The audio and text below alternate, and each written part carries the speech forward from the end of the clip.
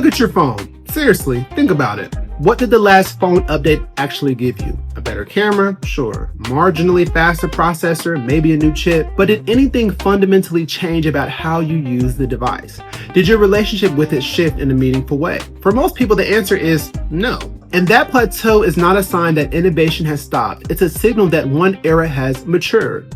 And the resources, the attention, the engineering talent are already moving to the next one. Platform plateaus are a well-documented phenomenon in the computing industry. The PC industry hit its plateau in the early 2000s when every major productivity problem had been solved and the bottleneck was no longer compute power. It was the interface. What could you do with the faster chip if the screen and the keyboard were still the limits? Mobile solved that by changing the interface entirely. Now mobile has its own plateau, and for the same reason, the bottleneck is the screen. Everything that can be done well on a flat pocket-sized rectangle has been done well. The problem space for mobile-first innovation has gotten genuinely smaller, and that compression of the problem space is historically what precedes a platform transition. Now here's what a lot of people get confused about spatial computing. They think it's one thing. It's not. It exists on a spectrum. On one end, augmented reality. Digital information overlaid on the real world, which you still see normally. Think of AR navigation, arrows projected onto the street in front of you, or product labels that pop up when you point your phone at a grocery shelf. In the middle, we have mixed reality. Digital and physical objects coexist and interact. A virtual whiteboard that sits on your actual wall. A 3D model of a building that you can walk through and modify with your hands. Real and digital influencing each other.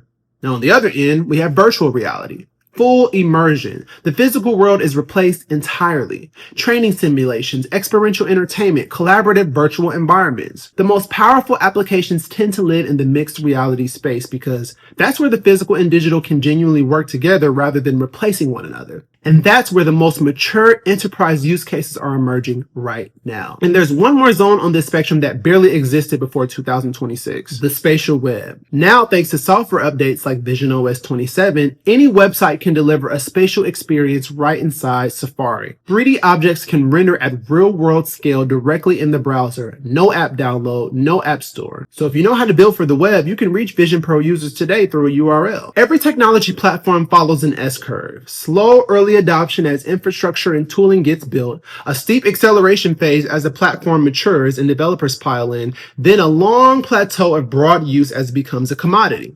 Spatial computing is in the early acceleration phase. The hardware has crossed into commercially viable territory. The developer platform exists. Apple announced that more than 50 Fortune 100 companies are actively running visionOS, not piloting it, running it. The window before commoditization, the window where early positioning matters most, is open right now. Now that doesn't mean everything is figured out. The form factor will evolve, prices will come down, developer tooling will mature, but waiting for good enough in a platform transition is a historically losing strategy. The organizations that moved early in mobile, in cloud, and web are those that built the most durable advantages. Now the plateau isn't bad news. It's a map. It tells you where the energy is going and where the opportunities are concentrating. And one of the most important and most overlooked concentrations of opportunity in this space has nothing to do with productivity or entertainment. It has to do with access. Who this technology opens doors for that were never open before.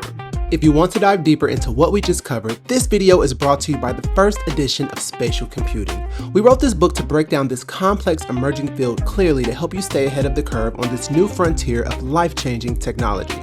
Bring your work, your passions, and your business into the future. This book serves as the perfect reference guide to help explain these concepts to your own clients, colleagues, or students.